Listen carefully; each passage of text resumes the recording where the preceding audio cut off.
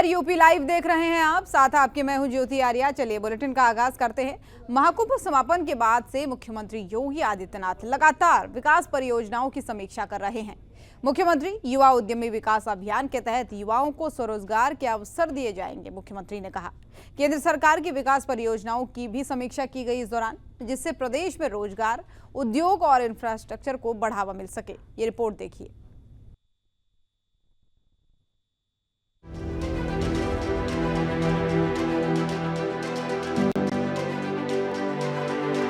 महाकुंभ 2025 के समापन के बाद उत्तर प्रदेश के मुख्यमंत्री योगी आदित्यनाथ एक्शन मोड में नजर आ रहे हैं।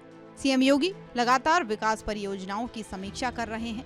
हाल ही में मुख्यमंत्री ने युवा उद्यमी विकास अभियान पर महत्वपूर्ण समीक्षा बैठक की, जिसमें प्रदेश के युवाओं को स्वरोजगार के अधिक अवसर देने पर चर्चा हुई।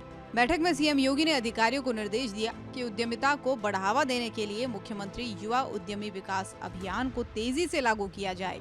इस अभियान के तहत प्रदेश के युवाओं को आर्थिक सहायता और प्रशिक्षण देकर उन्हें आत्मनिर्भर बनाया जाए। इसके अलावा मुख्यमंत्री ने केंद्र सरकार की अलग अलग विकास परियोजनाओं पर भी समीक्षा बैठक की।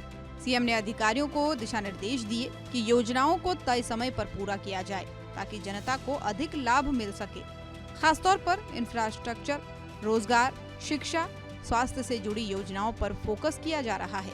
महाकुंभ के सफल समापन के बाद सीएम योगी तेजी से विकास योजनाओं की समीक्षा में जुट गए हैं। खासतौर पर युवाओं के लिए रोजगार और उद्यमिता को बढ़ावा देने की दिशा में सरकार गंभीर है। इससे प्रदेश में आर्थिक विकास को नई गति मिलेगी और लोगों को अधिक अवसर भी प्राप्त होंगे। ब्यूरो रिपोर्ट, सूर्या समाचार।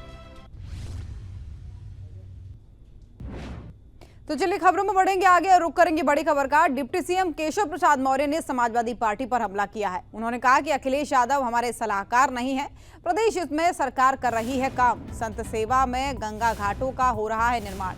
तो केशव प्रसाद मौर्य ने एक बयान जारी किया, जिसमें समाजवादी पार्टी पर जमकर हमला उन्होंने बोला और कहा कि अखिलेश यादव कोई हमारे सलाहकार नहीं है, इसलिए उन्हें सलाह नहीं देनी चाहिए। साथ ही उन्होंने अपने सरकार के कामों को भी गिनाया।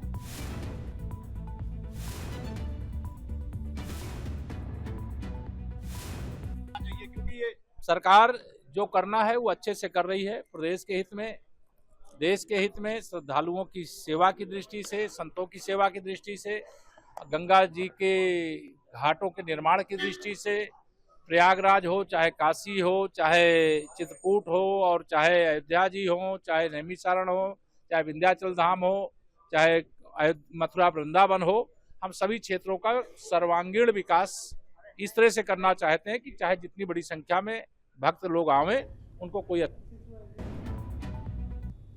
और अब एक और बड़ी खबर, मुख्यमंत्री के सलाहकार का कार्यकाल बढ़ाया गया है। नियुक्ति विभाग ने जारी किया है आदेश। 1 साल के लिए अवनीश अवस्थी का कार्यकाल बढ़ाया गया है।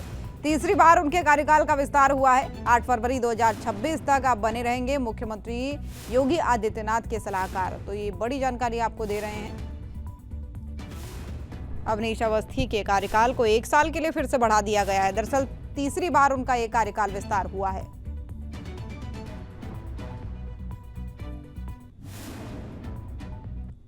उधर गाजियाबाद के हिंडन एयरपोर्ट से गोवा के लिए पहली फ्लाइट टेक ऑफ हुई। केंद्रीय उड्डयन मंत्री राममोहन नायडू किंजारापू ने हिंडन सिविल टर्मिनल एयरपोर्ट पर गोवा जाने वाली फ्लाइट को हरी झंडी दिखाकर रवाना किया। ये रिपोर्ट देखिए।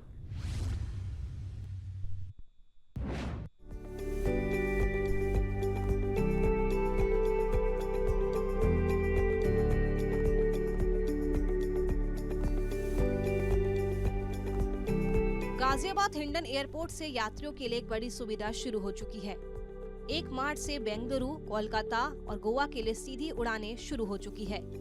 केंद्रीय उड्डयन मंत्री किंजरापू राम मोहन नायडू ने गोवा जाने वाली पहली फ्लाइट को हरी झंडी दिखाकर रवाना किया। के लिए सांसद जी को मैं धन्यवाद देना चाहूंगा, अतुल गर्ग जी, जो कंटिन्यूअसली प्रयास कर रहे थे ये एयरपोर्ट को प्रमोट करने के लिए। मुझे सांसद में भी बहुत बार पार्लियामेंट में भी मिल चुके हैं, काफ़ी रिप्रेजेंटेशंस दे चुके हैं कि यहाँ से इतना बढ़िया लोकेशन एनसीआर के बगल में ही है और इतना पॉपुलेशन कैचमेंट एरिया है हिंडन एयरपोर्ट का। और उसी सोच के साथ हमने भी उड़ान स्कीम के तहत ये इतना अच्छा टर्मिनल बिल्डिंग एयरफोर्स के सपोर्ट में बनाया है। पर पिछले 5 साल में ज़्यादा कनेक्टिविटी दे नहीं पाए, छोटे छोटे शहरों के लिए दिए हैं।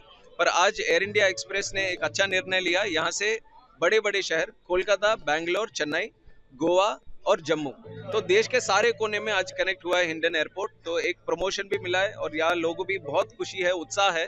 तो हमें नजर आता है कि कितना कैपेसिटी यहाँ से एक पोटेंशियल है।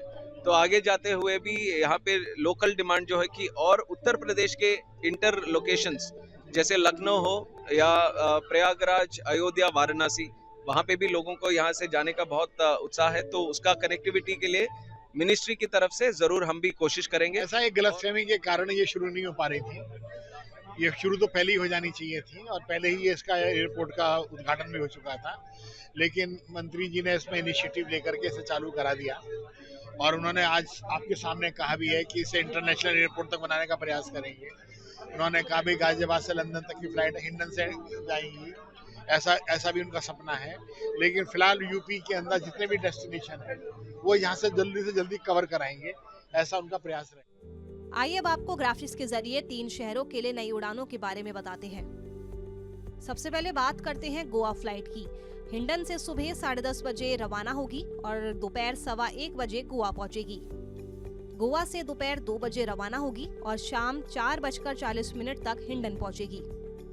वही बात अगर करें बेंगलुरु फ्लाइट की, तो बेंगलुरु से दोपहर 12:40 पर रवाना होगी और दोपहर 3:15 बजे हिंडन पहुंचेगी। हिंडन से शाम 3:45 पर रवाना होगी और शाम 6:35 पर बेंगलुरु पहुंचेगी। वही अगर बात करें कोलकाता फ्लाइट की, तो कोलकाता से सुबह 7:10 पर रवाना होगी और सुबह 9:30 बजे हिंडन पहुंचेगी। हिंडन से शाम 5:20 पर रवाना होगी और शाम 7:40 पर कोलकाता पहुंचेगी। 1 तारीख को जो आज माननीय मंत्री जी जो हमारे मिनिस्टर ऑफ सिविल एविएशन ने इनॉग्रेट करके अभी गोवा का जो फ्लाइट है आज उसको इनॉग्रेट किया, जो कि फुल फ्लाइट गई है हमारी। प्लस ये आज कोलकाता से सुबह फ्लाइट आई है और अभी इनॉग्रेशन के बाद ये गोवा गई है। तो आने वाले जो पैसेंजर थे वो लगभग हमारे यहाँ पे 175 के आसपास अभी आए हैं और जो जाने वाले पैसेंजर है वो भी लगभग इतने, तो 180 के आसपास की फ़्लाइट की जो वो है कैपेसिटी है वो फुल है अभी एज ऑन डेट। और जो फ्यूचर में अभी गाज़ियाबाद को अन्य शहरों से भी जोड़ा जाएगा, तो कल से हमारे बेंगलोर की भी फ़्लाइट शुरू होगी। उसके बाद आने वाले टाइम में हमारा जो जम्मू, चेन्नई, बॉम्बे और बाकी और सेक्टर्स से भी कनेक्ट किया जाएगा। हिंडन एयरपोर्ट से पहले सिर्फ भटिंडा, लुधियाना, किशनगढ़, नांदेड़ और आदमपुर के लिए उड़ानें संचालित थी। अब 22 मार्च से चेन्नई और जम्मू के लिए भी सीधी उड़ानें शुरू की जाएगी। एयर इंडिया ने इन 5 नए शहरों के लिए ऑनलाइन टिकट बुकिंग पहले ही शुरू कर दी है। आने वाले समय में लखनऊ, अयोध्या, प्रयागराज, बनारस, मुंबई और पुणे के लिए भी उड़ान सेवाएं शुरू करने की योजना बनाई जा रही है। हिंडन एयरपोर्ट अब प्रमुख शहरों से जुड़ रहा है, जिससे यात्रियों को ज्यादा सुविधाएं मिलेगी। नई उड़ानों के शुरू होने से व्यापार और पर्यटन को भी बढ़ावा मिलेगा। आने वाले महीनों में और नए शहरों के लिए उड़ानें शुरू होने की संभावना है, जिससे गाजियाबाद को एक प्रमुख हवाई केंद्र के रूप में विकसित किया जा सकेगा। गाजियाबाद से सतीश कुमार की रिपोर्ट, सूर्या समाचार।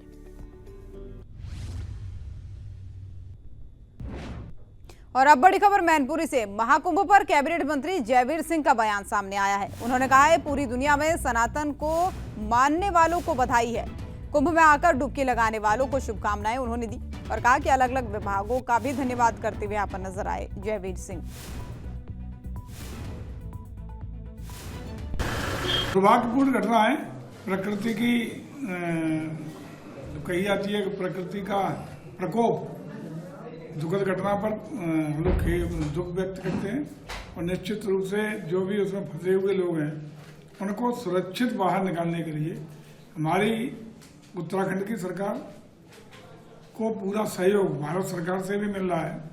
हमारे माननीय केंद्रीय गृह मंत्री जी, माननीय रक्षा मंत्री जी लगातार नज़र बनाए हुए हैं और उत्तराखंड के सीएम से लगातार संपर्क में हैं।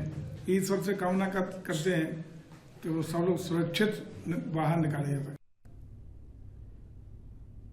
और अब अगली बड़ी खबर मेरठ से। केंद्रीय मंत्री जयंत चौधरी का बड़ा बयान सामने आया। जयंत चौधरी ने चौधरी चरण सिंह यूनिवर्सिटी पर बयान दिया है। उन्होंने कहा है कि एनएसडीसीसी और विश्वविद्यालय ने महत्वपूर्ण समझौता किया है।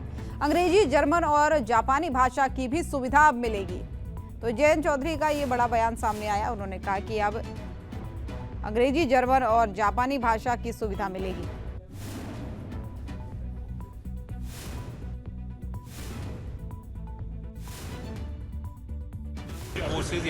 मेरठ में चौधरी चरण सिंह विश्वविद्यालय जो पूरे देश में स्टेट यूनिवर्सिटीज में हाई परफॉर्मिंग NAC++ रैंक की विश्वविद्यालय, रिसर्च करते हैं यहाँ बच्चे, पेटेंट करते हैं और कई कोर्सेज यहाँ ऑलरेडी बच्चे कर रहे हैं।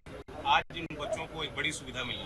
NSG ने और इस विश्वविद्यालय ने करार किया है अब IIT और IIM और NIT के कोर्सेज भी जो माइक्रो कोर्सेज हैं वो आप मेजर कर रहे हैं तो CCS की डिग्री कर रहे हैं, लेकिन माइक्रो कोर्स आप IIT के कर सकते हैं और ये इनका ड्यूरेशन 2 महीने से लेकर 12 महीने के कई कोर्स। साथ साथ NSGC ने लैंग्वेजेस जर्मन, जापानीज वो सुविधा भी यहाँ बच्चों को मिलेगी। आगे जाके इम्तिहान भी यहीं का देंगे और विश्व में जाके जो अपना डंका बजाएंगे। और वही वक्फ बोर्ड संशोधन बिल को लेकर ओम प्रकाश राजभर का भी बड़ा बयान सामने आया है। वक्फ बोर्ड के नियम लोकसभा और राज्यसभा से पारित होंगे, ये कहना है ओपी राजभर का। वक्फ बोर्ड की जमीन का लाभ गरीबों को नहीं मिल रहा है। बिहार में 156 सीटों का इंतजार है, उन्होंने कहा, और कहा कि हम संगठन के साथ मिलकर 29 सीटों पर संगठन के साथ मिलकर चुनाव लड़ेंगे। तो ओम प्रकाश राजभर का ये कहना है। सुभाषपा उनकी पार्टी है और अपनी पार्टी को लेकर उन्होंने कहा कि 29 सीटों पर मिलकर चुनाव लड़ेंगे। देखिए, सरकार अपने काम पर विश्वास करती है। जो वक्फ बोर्ड नियमावली है वो लोकसभा और राज्यसभा से पास होगा और वो नियम कानून का रूप लेगा। क्योंकि जो नौजवान हैं, महिला हैं, गरीब हैं, कमजोर हैं, उन मुसलमानों को वक्फ बोर्ड की जमीनों का लाभ नहीं मिल रहा है, तो उनको लाभ दिलाने की तैयारी सरकार कर रही है। और चलिए अब रुक करेंगे अगली खबर का। संभल हिंसा की जांच के लिए न्यायिक आयोग की टीम PWD गेस्ट हाउस पहुंची। अब तक 80 आरोपियों की गिरफ्तारी हो चुकी है। कई संदिग्धों की पहचान फिलहाल जारी है। रमजान और होली को देखते हुए सुरक्षा भी कड़ी कर दी गई है। ये रिपोर्ट देखिए।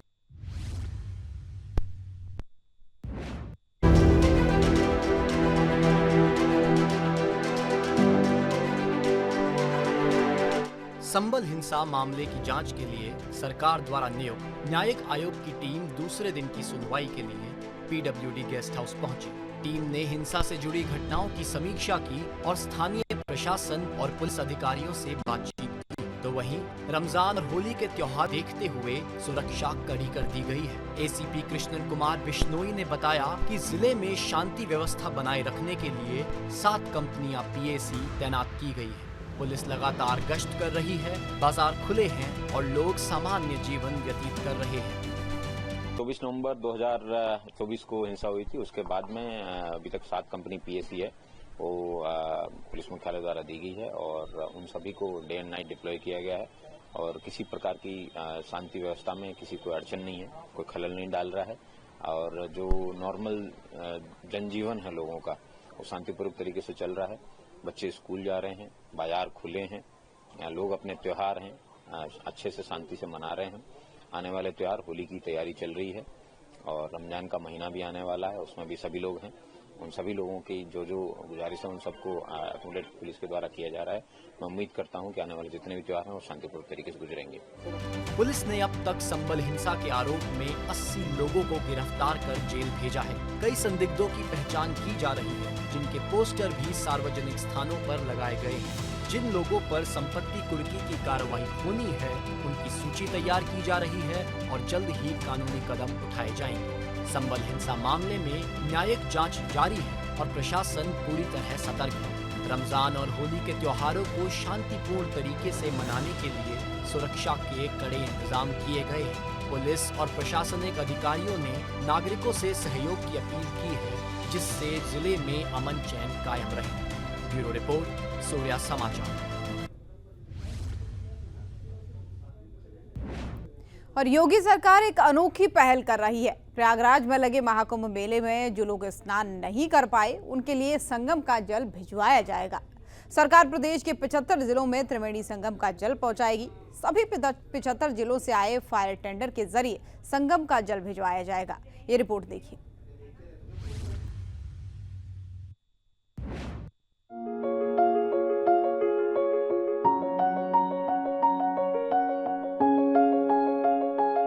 ऐतिहासिक महाकुंभ का समापन हो गया, जिसमें 67 करोड़ से अधिक श्रद्धालुओं ने संगम में आस्था की डुबकी लगाई। हालांकि कई लोग किसी कारणवश कुंभ में शामिल नहीं हो सके। ऐसे श्रद्धालुओं के लिए मुख्यमंत्री योगी आदित्यनाथ ने एक अनूठी पहल की है। योगी सरकार के निर्देशानुसार अग्निशमन और आपात सेवा विभाग के फायर टेंडर जो महाकुंभ में ड्यूटी के लिए आए थे, अब संगम का पवित्र जल लेकर अपने अपने जिलों को लौट रहे हैं। इस जल को प्रदेश के 75 जिलों में पहुंचाया जाएगा, जिससे श्रद्धालु अपने घरों में ही स्नान कर पुण्य अर्जित कर सकें।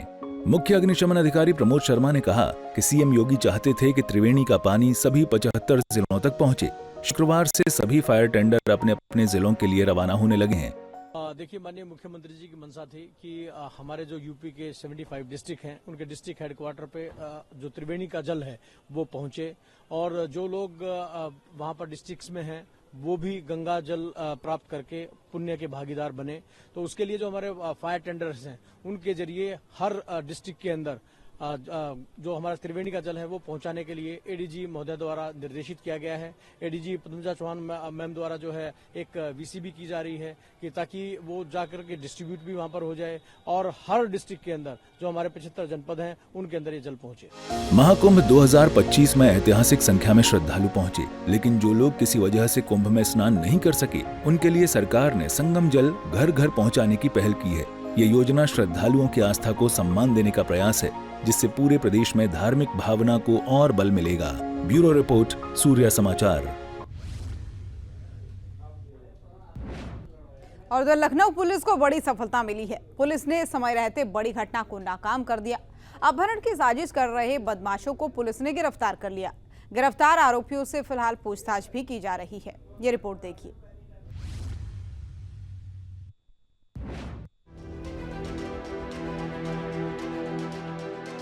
लखनऊ कमिश्नरेट पुलिस को बड़ी सफलता मिली है। पुलिस ने समय रहते एक व्यापारी के अपहरण की साजिश नाकाम कर दिखाई। गैंगस्टर के शातिर अपराधी 10 लाख रुपए की सुपारी लेकर अपहरण करने जा रहे थे, लेकिन घटना से पहले ही पुलिस ने उधर दबोचा। थाना कृष्णानगर पुलिस और सर्विलांस टीम ने संयुक्त ऑपरेशन में 3 शातिर बदमाशों को गिरफ्तार किया। गिरफ्तार आरोपियों में खान अहमद, जो कि बहराइच का रहने वाला है, नियाज बाराबंकी का रहने वाला है और राजू अहमद लखनऊ का रहने वाला है। पुलिस ने इन अपराधियों के कब्जे से बड़ी संख्या में हथियार बरामद किए हैं। आइए आपको ग्राफिक्स के जरिए बताते हैं कि क्या कुछ बरामद हुआ है। एक पिस्टल 32 बोर, एक रिवॉल्वर 32 बोर, एक तमंचा 12 बोर, 4 जिंदा कारतूस 32 बोर, 4 जिंदा कारतूस 12 बोर, एक 4 पहिया वाहन। पुलिस की पूछताछ में सामने आया कि तीनों अपराधी पहले भी कई बड़ी घटनाओं को अंजाम दे चुके हैं। लूट, डकैती और अपहरण में इनका लंबा अपराध इतिहास रहा है। फिलहाल पुलिस ने सभी आरोपियों को जेल भेज दिया है और आगे की कार्रवाई जारी है। देखिए, ये अभ्यस्त अपराधी, इनके ऊपर पहले से मुकदमे हैं। इनके ऊपर 5, 16 और 8 मुकदमे हैं। इनके ऊपर गैंगस्टर भी लगा हुआ है, डकैती में भी पहले जेल भी जा चुके हैं। इसमें पूछताछ उन्होंने बताया कि मनीष अग्रवाल नाम के एक मोती नगर नाका में एक चोकर के व्यापारी हैं, जिनको 42 लाख रुपए एक दूसरे व्यापारी को देने बताया जा रहा है। जिन व्यापारी को उनको पैसा देना था, उनका नाम भी मनीष अग्रवाल है, जो कि बहराइच के रहने वाले हैं। तो उन्होंने पूछताछ में बताया है कि आज से 4-5 महीने पहले बहराइच वाले मनीष अग्रवाल जी ने इनको 10,000 रुपये दिए थे, और इन्होंने उसके बाद रेकी भी करी। यहाँ पर आके यहाँ के जो लोकल व्यापारी हैं उनको धमकाया भी था, और साथ साथ ये बात इनकी तय हुई थी कि जो 42 लाख रुपये अगर ये बरामद करके उनको दे देते हैं तो उसमें 10 लाख रुपये इनको देंगे। इसमें इमरान का प्लान था, ये घटना कारित करने के बाद इनको किडनैप करके बहराइच ले जाता और उसके बाद अपने पुराने मुकदमों में वारंट निकलवा के जेल चले जाता। बहरहाल लखनऊ पुलिस की मुस्तैदी से एक बड़ा अपराध होने से पहले ही टल गया। शहर में बढ़ते अपराध और गैंगस्टर गतिविधियों पर नकेल कसने के लिए पुलिस लगातार सक्रिय है। इस कार्रवाई से अपराधियों में भी खौफ बढ़ा है। लखनऊ से विवेक कश्यप की रिपोर्ट, सूर्य समाचार।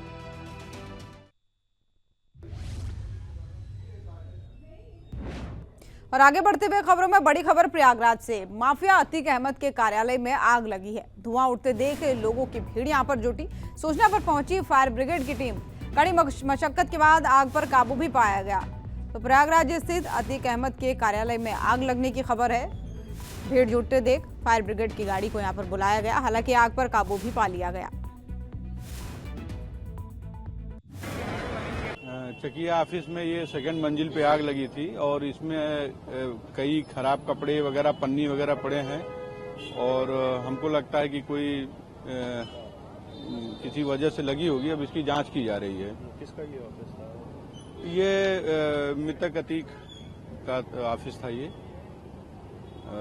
यहीं पे अपना वो कार्य करते थे, तो ये सेकंड मंजिल पे ही लगी है। अब इस कारणों की जांच की जा रही है, क्योंकि कई कपड़े वगैरह कई फालतू की चीजें काफी पड़ी हुई हैं, तो कहीं भी कोई भी चिंगारी जाएगी तो लग सकती है। फिलहाल स्थिति सामान्य। और बच्चों का भविष्य संवारने वाले और शिक्षा के मंदिर के भगवान कहलाने वाले शिक्षकों पर विद्यालय के बंद कमरे में रासलीला का गंदा खेल खेलने का मामला सामने आया है। विद्यालय में हो रहे महापाप की शिकायत को लेकर दर्जनों छात्र अपने अभिभावकों के साथ तहसील दिवस में शिकायत करने पहुंचे। ये रिपोर्ट देखिए।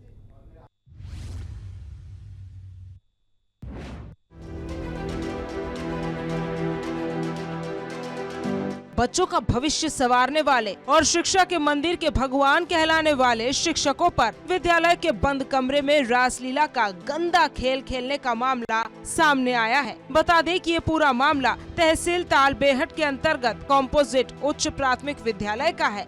हमारे सर और मैम स्कूल में गंदी हरकत करते हैं। हाँ, तो आपने शिकायत की इसकी? नहीं, शिकायत करने के लिए यहाँ आए हैं। कहाँ आए हो शिकायत करने? तहसील। किस क्लास में पढ़ते हो आप? हम 7th में। और आपके टीचर और टीचर किस क्लास में पढ़ाती हैं? वो कक्षा 4 में और 5 में पढ़ाते हैं। क्या हरकतें करते हैं? गंदी हरकतें करते हैं। तहसील दिवस में छात्र छात्राओं के साथ पहुंचे अभिभावकों ने बताया कि पिछले कई वर्षों से विद्यालय के प्रधानाचार्य और शिक्षिका विद्यालय में गंदा खेल खेलते आ रहे हैं। यहाँ तक दोनों विद्यालय में ही करवा चौथ जैसे त्योहार भी मनाते हैं। बच्चों के मास्टर की हरकतबाजी। कैसी हरकतबाजी? वे वहाँ पर गंदे करते हैं, असली हरकतें करते हैं। हाँ। कौन?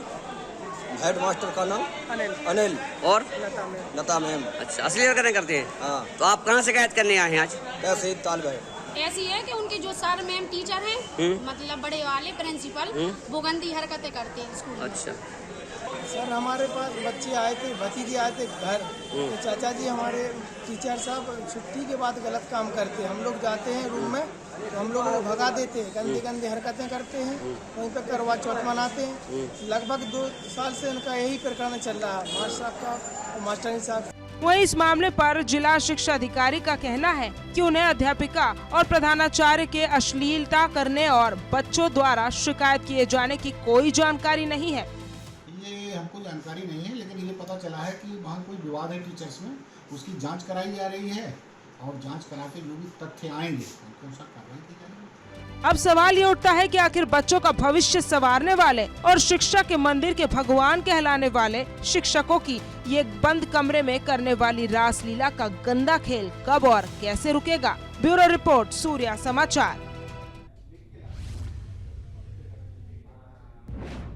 और अब बड़ी खबर मुरादाबाद से। 2 आरोपियों ने महिला वकील पर तेजाब फेंका है। आरोपियों ने कनपट्टी पर तमंचा रखकर धमकी दी है और अधिवक्ताओं ने कोतवाली में प्रदर्शन इसको लेकर किया है। पुलिस ने 2 हमलावरों के खिलाफ इस पूरे मामले में शिकायत भी दर्ज की है, यानी FIR दर्ज की है। तो मुरादाबाद का ये मामला है जहां पर महिला वकील की कनपट्टी पर तमंचा रखकर एसिड फेंका गया है।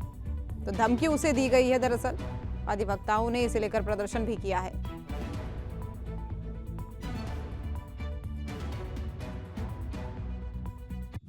प्रथम दृष्टया द्वारा में एक महिला द्वारा तहरीर प्राप्त हुई, जिसमें कि उन्होंने बताया कि उनके ऊपर 2 व्यक्तियों द्वारा ज्वलनशील पदार्थ फेंका गया। तुरंत ही इसमें थाना ठाकुर द्वारा की पुलिस ने FIR रजिस्टर किया एवं गहनता से इसमें विवेचना प्रारंभ करी। महिला का मेडिकल भी कराया गया एवं मेडिकल में उनके किसी भी प्रकार की ज्वलनशील पदार्थ से इंजरी नहीं पाई गई। एवं जो मेन एक्यूज हैं, जब उनके बारे में हमने पता लगवाया तो इसमें ये तथ्य निकल के आया कि वो सुबह 8:54 पर काशीपुर के एक फैक्ट्री में था एवं दिन भर वो उसी फैक्ट्री में काम करके शाम को फैक्ट्री से निकला है। अतः प्रथम दृष्टया ये जो घटना है वह संदिग्ध प्रतीत होती है तथा इसकी पुष्टि नहीं की जाती है। इसमें थाना ठाकुर द्वारा को निर्देशित भी किया गया है कि इसमें और गहनता से विवेचना करे एवं विवेचना में जो भी तथ्य निकल के आएगा उसके आधार पर आगे की यूपी लाइव में फिलहाल के लिए मेरे साथ बस इतना ही। देश और दुनिया की बाकी खबरों के लिए आप देखते रहिए सूर्या समाचार। नमस्कार।